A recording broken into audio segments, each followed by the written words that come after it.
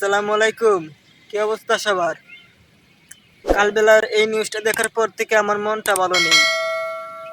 চলো নিউজটা দেখে নেই।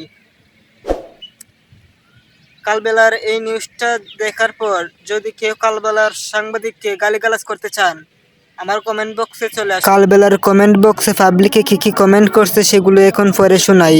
প্রথমে বাইজিৎ ভাই লেখছে, বেয়াদবির একটা সীমা থাকা দরকার। রিপোর্টারের ফাইলে কানুন নিচ্ছে, নগদে দিতাম। নাউজুবিল্লাহ। তারপর লেখছে এদের লাইসেন্স দেখে।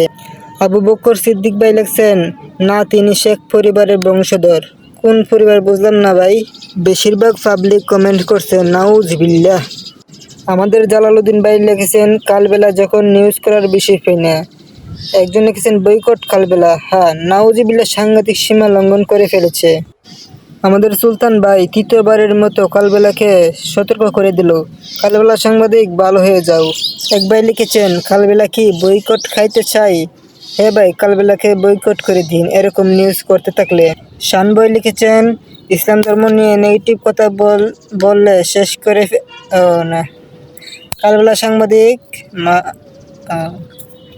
মাদারবোর্ড সাংবাদিকের পাছায় লাথি মারা উচিত। নিউজ পাই না আবার হেডলাইন দিছে কি?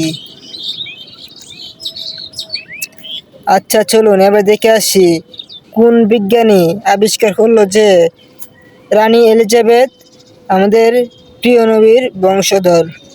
দেখা যাক। কমেন্ট বক্সের লিঙ্ক থেকে জানতে পারলাম বিজ্ঞানীর নাম ব্রুকস বেকার, যিনি আমেরিকান ব্রিটিশ অর্থদাতা, অর্থাৎ আমেরিকান একটা দালাল হইতেছে রানী এলিজাবেথ নাকি আমাদের প্রিয় নবীর বংশধর। অবশেষে কালবেলার সাংবাদিককে বলতে চাই, ভাই তুমি তাড়াতাড়ি পোস্টটা ডিলিট করো, নাহলে পাবলিকে তোমার দয়া দিব।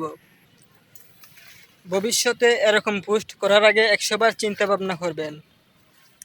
এবারের মতো মাপ চেয়ে নিন। ধন্যবাদ।